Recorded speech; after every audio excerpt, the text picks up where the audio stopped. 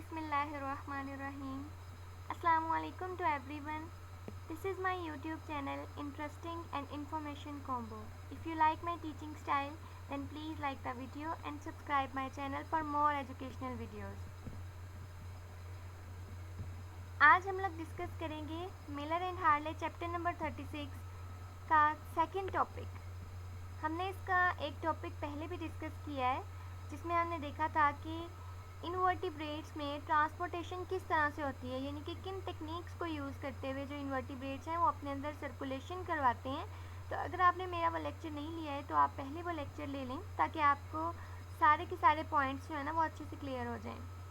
मैंने एक सेपरेट से प्लेलिस्ट भी बना ली है ताकि आप लोगों को लेक्चर ढूंढने में कोई प्रॉब्लम ना हो, तो आप उस प्लेलिस्ट से इजीली मेरा लेक्चर जो है ना वो ढूंढ सकते हैं। आज हम लोग इसका दूसरा टॉपिक डिस्कस करेंगे जो है कि करेक्टरिस्टिक्स ऑफ इनवर्टिब्रेट्स, यानी कि इनवर्टिब्रेट्स के कौन कौन से करेक्टर हैं जो उनको जो है ना स्पेसिफिक करते हैं या फिर उनमें मेनली देखे जाते हैं। सबसे पहले उसमें हम देखेंगे सिलोमिक फ्लूइड के बारे में, and the next one is haemolymph and then blood cells. इन तीनों चीज़ों को हम आज के अपने टॉपिक में कवर करेंगे। अगर आप लोगों को कहीं पर कोई भी इशू आ रहा है या आप लोगों को कहीं से भी थोड़ी सी समझ नहीं आई है तो आप मुझसे कमेंट सेक्शन में पूछ सकते हैं। तो स्टार्ट करते हैं हम इसकी पहली करेक्टरिस्टिक से कि सिलोमिक फ्लूइड किस तरह से रोल प्ले करता है इनवर्टिब्रेट्स की लाइफ में। इनवर्टिब्रेट्स की लाइफ में हमें पता है कि कोई इतने ऑर्गन्स डेवलप नहीं है, कोई प्रॉपर सिस्टम्स नहीं है, ना इनके अंदर कोई डाइजेस्टिव सिस्टम है, ना कोई एक्सक्रीटरी सिस्टम प्रॉपर डेवलप हो चुका है। इनकी सिंपल सी टेक्निक्स हैं जिनको यूज़ करते हुए ये अपनी बॉडी के अंदर डिफरेंट फेनोमेना जो है ना उनको करवाते हैं। अब सिलोमिक फ्लूइड हमने जैसे कि बहुत दफ़ा इसके बारे में पढ़ा है कि इसके नाम से पता चल रहा है कि ये एक ऐसा फ्लूइड है जो बॉडी के अंदर पाया जाता है और इनवर्टिब्रेट्स की बॉडी में ये बहुत इम्पोर्टेंट रोल प्ले करता है। अब हम देखते हैं कि वो रोल्स कौन कौन से हैं। सबसे पहले ये प्रिवेंट करता है कोलैप्सिंग को, यानी कि हमने बात की कि जो इनवर्टिब्रेट्स हैं उनके पास कोई प्रॉपर स्ट्रक्चर नहीं है कि वो अपने आप को डिफेंड कर सकें इन्वायरमेंट में। अगर कोई भी चेंज आ रहा है या कोई भी स्ट्रिक्टनेस है या किसी भी किस्म की उनको प्रॉब्लम फेस करनी पड़ी है तो वो उससे किस तरह से खुद को बचाएंगे, उनके पास कोई प्रॉपर स्ट्रेटजीज नहीं होती हैं। इसीलिए ये सिलोमिक फ्लूइड क्या करता है कि उनकी बॉडी को कोलैप्स होने से बचाता है ताकि उनकी बॉडी डैमेज ना हो जाए और उनकी जो सेल्स हैं वो प्रॉपरली वर्क कर सकें। उसके अलावा ये सर्कुलेशन में बहुत इंपॉर्टेंट रोल प्ले करता है। ये हमने अपने फर्स्ट लेक्चर में भी देखा था कि किस तरह से सिलोमिक फ्लूइड जो है ना वो सर्कुलेशन के अंदर रोल प्ले कर रहा है। उसके बाद लोकोमोशन में भी ये हेल्प करता है किस तरह से कि जो सिलोमिक फ्लूइड है ये ऑर्गेनिज्म को जो है ना वो बताएगा या प्रेशर जनरेट करेगा उसके अंदर, और वो ये डिटेक्ट करेगा कि उसको किस डायरेक्शन में मूव करना चाहिए। और अगर वो वैसे नॉर्मली लोकोमोशन शो करवाना चाहता है या अपने सबस्ट्रेट की तरफ मूव करना चाहता है या अपनी फूड को ढूंढने के लिए वो जाना चाहता है तो वो सिलोमिक फ्लूइड की वजह से ही प्रेशर जनरेट करवाएगा और मूवमेंट शो करेगा। उसके बाद हाइड्रोस्टेटिक स्केलेटन की फॉर्मेशन में जो है ना सिलोमिक फ्लूइड बहुत इंपॉर्टेंट रोल प्ले करता है, क्योंकि हमें पता है कि जो इनवर्टिब्रेट्स हैं उनके अंदर प्रॉपर एक्सोस्केलेटन या एंडोस्केलेटन अभी तक डेवलप नहीं हुए थे। तो हाइड्रोस्टेटिक स्केलेटन ही ऐसा स्केलेटन है जिसको वो अपनी बॉडी को सेट करने में, अपनी बॉडी को मेंटेन रखने के लिए जो है ना वो यूज़ करते हैं, और ये हाइड्रोस्टेटिक स्केलेटन सिलोमिक फ्लूइड की वजह से बनता है। उसके अलावा ट्रांसपोर्टेशन और एक्सचेंज में ये बहुत इंपॉर्टेंट रोल प्ले करते हैं, यानी ऑब्वियसली सर्कुलेशन में। अब ये सिलोमिक फ्लूइड क्या करते हैं कि पूरी की पूरी बॉडी में जो है ना सर्कुलेट कर रहे होते हैं फ्रीली, हर सेल को, हर जो इनकी बॉडी के अंदर टिश्यू होता है उसमें न्यूट्रिएंट्स का एक्सचेंज करवाते हैं, गैसेस का एक्सचेंज करवाते हैं, वेस्ट मटेरियल का एक्सचेंज करवाते हैं ताकि बॉडी एक्टिवली जो अपना काम है ना वो कर सके, अपने सारे के सारे फंक्शंस अच्छे से परफॉर्म कर सके। सिलोमिक फ्लूइड जो है ना वो मोस्टली इकाइनोडर्म्स के अंदर और एनिलिड्स के अंदर जो है ना वो पाया जाता है। उसके बाद अगर हम बात करें नेक्स्ट करेक्टरिस्टिक की तो वो है हीमोलिम्फ। अब हीमो का वर्ड जहाँ पर भी यूज़ होगा ना, आपने फ़ौरन से डिटेक्ट कर लेना है कि यहाँ पर ब्लड की बात हो रही है। अब हमें पता है कि हमारे अंदर हीमो लिम्फ की बजाय ब्लड और लिम्फ दो अलग अलग तरह के सेल्स होते हैं, दो अलग अलग तरह के फ्लूइड्स होते हैं जो काम करते हैं, सॉरी सेल्स नहीं फ्लूइड। अब ब्लड का हमारी बॉडी के अंदर डिफरेंट काम है और जो लिम्फ है उसका अलहदा जो है ना अपना एक फंक्शन है।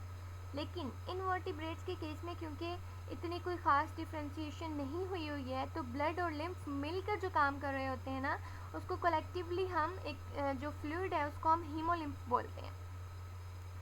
तो हम देखेंगे कि हीमोलिम्फ के कौन कौन से फंक्शंस हैं। हीमोलिम्फ दो तरह के फंक्शंस जो है ना वो परफॉर्म करता है। एक तो सर्कुलेटरी फंक्शंस जिनसे हम अच्छी तरह से वाकिफ़ हैं कि सर्कुलेटरी फंक्शंस में सर्कुलेशन के फंक्शंस आ जाते हैं जिसमें ट्रांसपोर्टेशन होती है या फिर एक्सचेंज होता है और भी इस तरह के बहुत सारे फंक्शंस होते हैं। लेकिन हीमोलिम्फ नॉन सर्कुलेटरी फंक्शंस भी परफॉर्म करता है, वो हम बाद में देखेंगे नेक्स्ट स्लाइड में कि किस तरह से ये नॉन सर्कुलेटरी फंक्शंस जो है ना वो परफॉर्म करता है। सर्कुलेटरी फंक्शंस में अगर हम देखें तो मोस्टली ये मोलस्का में, आपको आर्थ्रोपोड्स में या इंसेक्ट्स में देखने के लिए मिलते हैं जिनमें ओपन सर्कुलेटरी सिस्टम पाया जाता है। याद रखें कि जिन जिन इनवर्टिब्रेट्स में आपको ओपन सर्कुलेटरी सिस्टम देखने को मिलेगा उसमें जो सर्कुलेटरी फ्लूइड होगा वो मोस्टली हीमोलिम्फ ही होता है। अब हीमोलिम्फ की अगर हम इसकी थोड़ी सी इसके स्ट्रक्चर की बात कर लें कि इसकी कलर कंपोजिशन की बात करें तो वो ब्लू ग्रीन कलर का होता है। ये फ्लूइड नॉर्मली तो ब्लू ग्रीन कलर होता है लेकिन अब वेरी कर सकता है कि ये डीऑक्सीजनेटेड है या फिर ऑक्सीजनेटेड है, क्योंकि हमें पता है कि ऑक्सीजन की प्रेजेंस और उसकी एब्सेंस की वजह से कोई भी फ्लूइड है, कोई भी पिगमेंट है, उसके कलर पे फ़र्क पड़ता है। तो वो कलर हम यहाँ पर डिस्कस नहीं कर रहे हैं क्योंकि वो वेरी करता है, तो इसीलिए जो नॉर्मल इसका कलर है हमने यहाँ पर वही देखा है कि वो ब्लू ग्रीन होता है। इसके अलावा अगर हम इसकी कंपोजिशन की बात करें कि कौन कौन से सब्सटेंसेस हैं जो मिलकर हीमोलिम्फ बनाते हैं, तो वाटर और बहुत सारे inorganic salts, proteins, amino acid और बहुत थोड़ी प्रोपोर्शन में कुछ ऑर्गेनिक सब्सटेंसेस भी प्रेजेंट होते हैं और ये सारे के सारे मिलकर जो फ्लूइड बनाते हैं उसको हम हीमोलिम्फ बोलते हैं। उसके बाद हीमोलिम्फ पूरी बॉडी के अंदर सर्कुलेट करेगा, लेकिन इन इनवर्टिब्रेट्स के अंदर, मोलस्क और आर्थ्रोपोड्स के अंदर कुछ हार्ट लाइक स्ट्रक्चर्स प्रेजेंट हैं जो कि इस हीमोलिम्फ को टिश्यू साइनसेस और हीमोसील तक पंप करवाने में हेल्प करते हैं। अब देखें ना, अगर पूरी की पूरी बॉडी में एक सेम लेवल पे हीमोलिम्फ को सर्कुलेट करवाना है तो उसके लिए हार्ट भी तो ज़रूरी है। अब यहाँ पर प्रॉपर हार्ट तो डेवलप नहीं हुआ है क्योंकि लाइफ बहुत सिंपल है और बहुत ही प्रिमिटिव लाइफ है, तो इसीलिए हार्ट लाइक स्ट्रक्चर्स हैं जो क्या करेंगे कि इस हीमोलिम्फ को टिश्यू साइनसेस तक पहुँचने में हेल्प करेंगे और हीमोसील तक पहुँचाएंगे। अब हीमोसील क्या है कि ये मोलस्क और आर्थ्रोपोड्स के अंदर जो कैविटी बनेगी ना, जैसे पहले हमने पढ़ी थी कि जो इनवर्टिब्रेट्स हैं उसमें गैस्ट्रोवेस्कुलर कैविटी बन जाती है, लेकिन इनके केस में गैस्ट्रोवेस्कुलर कैविटी ही जो है ना वो हीमोसील कैविटी में कन्वर्ट हो जाएगी। अब हीमोसील और साइनसेस तक भी हीमोलिम्फ आएगा, किसकी वजह से? इन हार्ट लाइक स्ट्रक्चर्स की वजह से। उसके बाद जो हीमोलिम्फ है ना इसका वॉल्यूम हाई होता है यूजुअली और सर्कुलेशन का रेट स्लो होता है। अब ये भी सिचुएशन वेरी कर सकती है कि बॉडी का साइज़ क्या है, यानी अगर ऑर्गेनिज़म की बॉडी का साइज़ वेरी करेगा तो उस हिसाब से देखा जाएगा कि यहाँ पर हीमोलिम्फ का क्या वॉल्यूम होना चाहिए और उसका सर्कुलेशन का रेट क्या होना चाहिए। उसके बाद हमने इसके सर्कुलेटरी फंक्शन डिस्कस कर लिए, अब हम इसके नॉन सर्कुलेटरी फंक्शंस को डिस्कस करेंगे कि नॉन सर्कुलेटरी फंक्शंस कौन कौन से हो सकते हैं इसके। तो वो मोस्टली हमें इंसेक्ट्स में देखने को मिलते हैं कि इसके जितने भी नॉन सर्कुलेटरी फंक्शंस हैं ना, हम ये नहीं कह सकते हैं कि सभी इंसेक्ट्स में होते हैं, लेकिन मोस्टली जो है ना वो इंसेक्ट्स में देखने को मिलते हैं। जैसे कि हमें पता है कि जो इंसेक्ट्स हैं वो अपने एक्सोस्केलेटन को शेड कर देते हैं ताकि वो नॉर्मली ग्रो कर सकें, उनकी बॉडी जो है ना वो अपना साइज़ बढ़ा सके, ताकि उनकी जो बॉडी के फंक्शंस हैं उनकी ग्रोथ की, उस ग्रोथ की वजह से उनके जो फंक्शंस हैं वो अच्छे से परफॉर्म होते रहें, उनके जो नॉर्मल फंक्शनिंग है वो डिप्रेस ना हो। और इसी एक्सोस्केलेटन की शेडिंग के प्रोसेस को हम मोल्टिंग या फिर एक्डाइसिस बोलते हैं।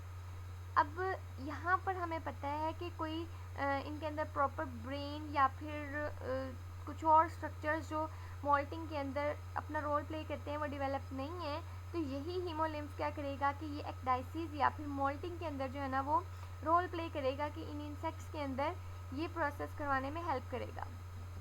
इसके अलावा ये विंग्स की इन्फ्लेशन को सपोर्ट करता है।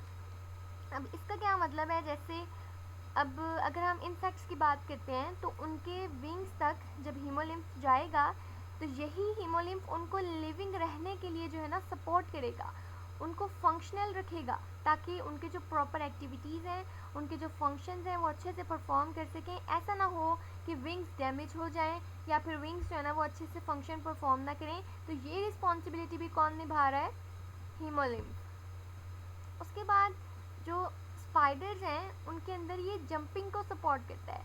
अब हमें किस तरह से ये जंपिंग, अब आप लोग सोच रहे होंगे कि स्पाइडर्स जंप करते हैं। स्पाइडर्स नॉर्मल जंपिंग नहीं करते हैं, जैसे आपके माइंड में फ्रॉग की जंपिंग आ रही होगी उस तरह की नहीं, लेकिन स्पाइडर्स जो है ना वो जंप करते हैं। अब वो किस तरह से जंप करते हैं कि वो अपने अंदर ये जो हीमोलिम्फ है ये इनके अंदर एक हाइड्रोलिक प्रेशर जो है ना जनरेट कर देगा। ये प्रेशर इनको फोर्स करेगा कि ये जिस डायरेक्शन में जंप करना चाहें या फिर जिस पर्पज़ के लिए जंप करना चाहें ये कर सकते हैं। उसके बाद हम लोग डिस्कस करते हैं थर्ड करेक्टरिस्टिक इनवर्टिब्रेट्स की, which is the blood cells, कि इनकी बॉडी के अंदर कौन कौन से ब्लड सेल्स पाए जाते हैं। अगर हम बात करें हीमोलिम्फ की, तो हीमोलिम्फ के अंदर जो सर्कुलेटिंग सेल्स प्रेजेंट होते हैं उनको हम हीमोसाइट्स बोलते हैं। हीमोलिम्फ के नाम से ही हीमोसाइट्स, तो याद करने में आसानी हो जाएगी कि हीमोसाइट्स कौन से सेल्स हैं जो हीमोलिम्फ के अंदर प्रेजेंट है। अब हम यहाँ पर ये देखेंगे कि इन सेल्स का क्या काम होता है।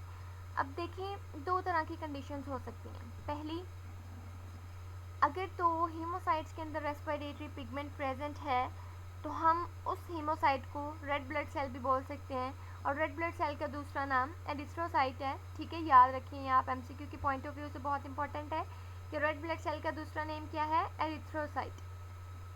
अब जो रेस्पिरेटरी पिगमेंट इन सेल्स के अंदर प्रेजेंट होती है वो मेनली हीमोग्लोबिन होती है। अगर तो ये पिगमेंट प्रेजेंट है तब हम इन सेल्स को रेड ब्लड सेल्स बोलेंगे, अदरवाइज नहीं बोल सकते। अभी हीमोग्लोबिन का क्या काम होता है कि ये पूरी की पूरी बॉडी में ऑक्सीजन को ट्रांसपोर्ट करवाती है, इसीलिए ये गैसियस एक्सचेंज में बहुत इंपॉर्टेंट रोल प्ले करती है, क्योंकि अगर बॉडी के अंदर रेस्पिरेटरी पिगमेंट नहीं है तो ऑक्सीजन ट्रांसपोर्ट नहीं हो सकती। लेकिन हमें पता है कि कुछ इंसेक्ट्स के अंदर जो है ना वो अपने स्पाइरकल्स के थ्रू जो है ना वो रेस्पिरेशन करवाते हैं, तो वहाँ पर हीमोग्लोबिन की ज़रूरत नहीं पड़ती है। तो हो सकता है कि कुछ जो सेल्स हैं उनके अंदर रेस्पिरेटरी पिगमेंट ना हो। तो ऐसा नहीं है कि अगर हीमोसाइट के अंदर रेस्पिरेटरी पिगमेंट प्रेजेंट नहीं है तो उसका और कोई फंक्शन नहीं है, बिल्कुल है।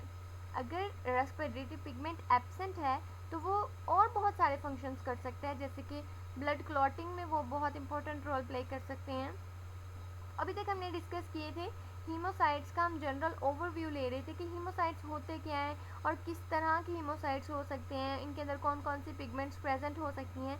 अब हम देखेंगे कुछ स्पेसिफिक एनिमल्स में हम देखेंगे हीमोसाइट्स का रोल। सबसे पहले हम देख लेते हैं कि मोलस्क्स के अंदर हीमोसाइट्स कितनी टाइप्स के होते हैं।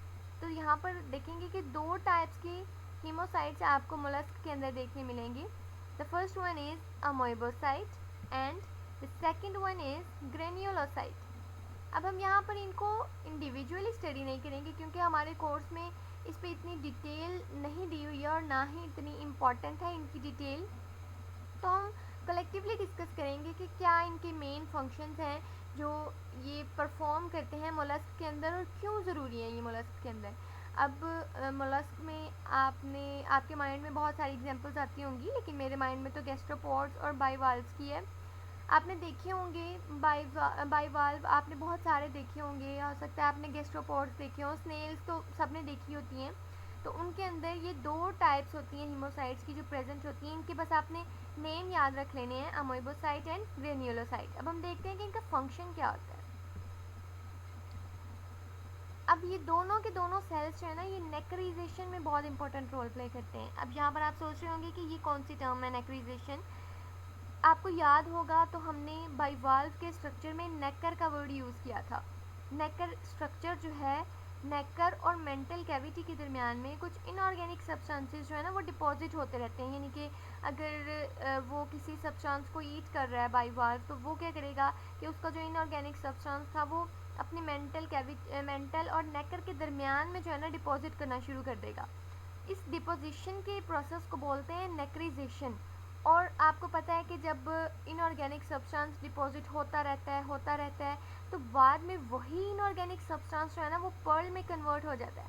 तो हम कह सकते हैं कि ये नेक्रीजेशन में इम्पॉर्टेंट रोल प्ले करेगा और वही नेक्रीजेशन बाद में पर्ल की फॉर्मेशन करवा देगा। और पर्ल्स आपको पता है कि कितने प्रीशियस होते हैं, तो ऑब्वियसली ये दोनों सेल्स फिर बहुत इंपॉर्टेंट रोल प्ले कर रहे हैं। उसके अलावा अगर हम देखें कि हीमोसाइट्स इंसेक्ट के अंदर क्या क्या काम करते हैं, तो वो हम देखेंगे।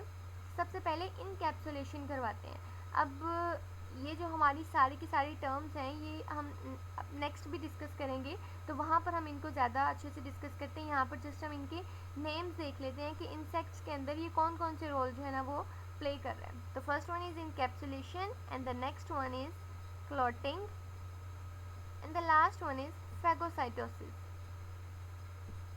नेक्स्ट मूव करते हैं। यहाँ पर हम लोग देखेंगे कि अभी तक हमने ब्लड सेल्स की बात कर रहे थे और ब्लड सेल्स में हमने देखा कि हीमोलिम्फ के अंदर कौन कौन से सेल्स प्रेजेंट होते हैं, उनको हमने कह दिया हीमोसाइट्स। अब यहाँ पर हमने हीमोलिम्फ से पहले सिलोमिक फ्लूइड पढ़ा था।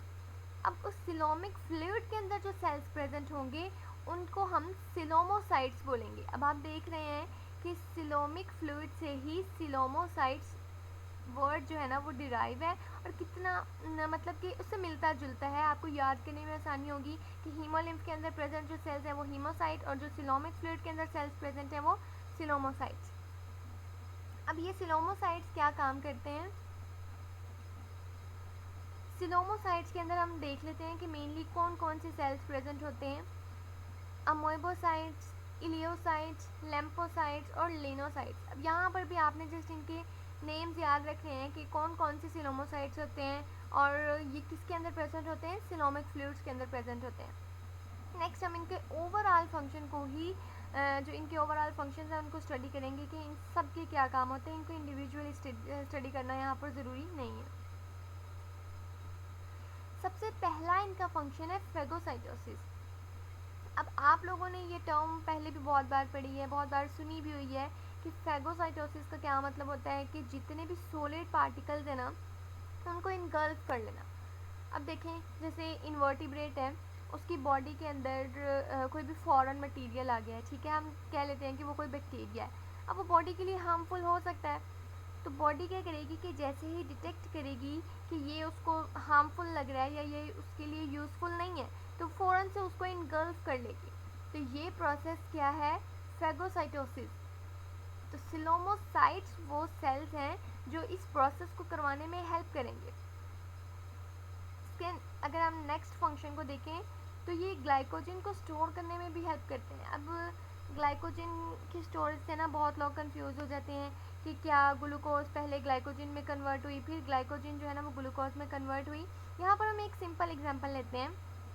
लेट्स सपोज आप ना पैसे जोड़ रहे हैं, ठीक है, आपने पहले आपके पास 10 रुपीज़ वाले बहुत सारे नोट थे, आपने वहीं से जोड़ने स्टार्ट किए। लेकिन जब आपके पास बहुत सारे 10 वाले नोट्स हो जाएंगे ना तो आप उसको संभाल नहीं पाएंगे। आप कहेंगे कि मैं इसको 1000 वाले नोट में चेंज कर लेता हूँ और मैं इसको स्टोर कर लेता हूँ अपने मनी बॉक्स में। अब आपने अपने उस नोट को मनी बॉक्स में डाल दिया। सेम इस एग्जांपल पे इस टॉपिक पे, इस टर्म पे उसको अप्लाई करते हैं अपनी एग्जांपल को कि आपकी इन्वर्टिब्रेट्स की बॉडी में शुगर या फिर ग्लूकोज का लेवल हाई हो गया, यानी कि 10 के रुपीज़ के जो नोट थे वो बहुत ज़्यादा हो गए, ठीक है। चेंज ले ली हमने, 1000 का नोट ले लिया, शुगर और ग्लूकोज को कन्वर्ट कर दिया गया ग्लाइकोजन में। समझ लें ये ग्लाइकोजन वो 1000 का नोट है, ठीक है। अब हमने इसको अपने मनी बॉक्स में स्टोर कर लिया। अब ग्लाइकोजन स्टोर हो चुका है बुरे वक्त के लिए या फिर ऐसे टाइम के लिए जहाँ पर हमारी बॉडी के अंदर शुगर का लेवल कम हो जाएगा तब हम इसको यूज़ कर सकते हैं। बिल्कुल उसी तरह जैसे अगर हमें पैसों की ज़रूरत पड़ती है या हमारे पास पैसों की कमी हो जाती है तो हम अपने मनी बॉक्स में से वो 1000 का नोट निकालेंगे और उसको दोबारा से चेंज करवा कर जो है ना वो खर्च कर लेंगे।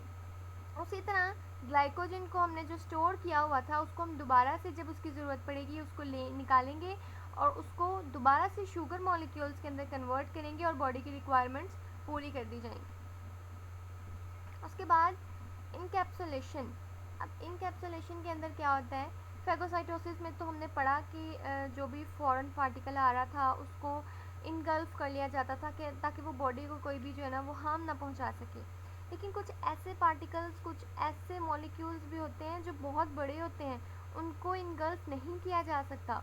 तो ऐसे केस में क्या होता है कि यही जो सिलोमोसाइट्स हैं ये उसके इर्द गिर्द एक कैप्सूल बना देते हैं ताकि वो अपनी कोई भी सिक्रीशन इन्वर्टिब्रेट की बॉडी के अंदर जो है ना वो इंसर्ट ना कर दें और उनकी बॉडी को कोई हार्म ना पहुंचे।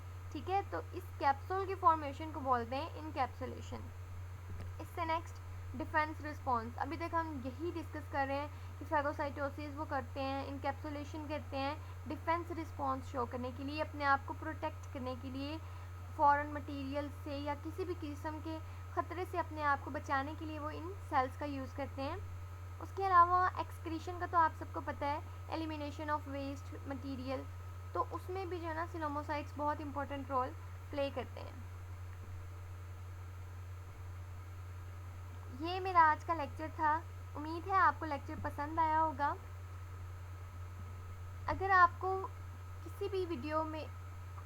मेरी किसी भी वीडियो में कोई टॉपिक लगे जो आपको समझ नहीं आया तो आप मुझसे कमेंट सेक्शन में पूछ सकते हैं, और अगर आपको किसी भी टॉपिक पर वीडियो चाहिए हो तो आप मुझे कमेंट सेक्शन में बता सकते हैं, मैं आपके लिए वीडियो रिकॉर्ड कर दूँगी।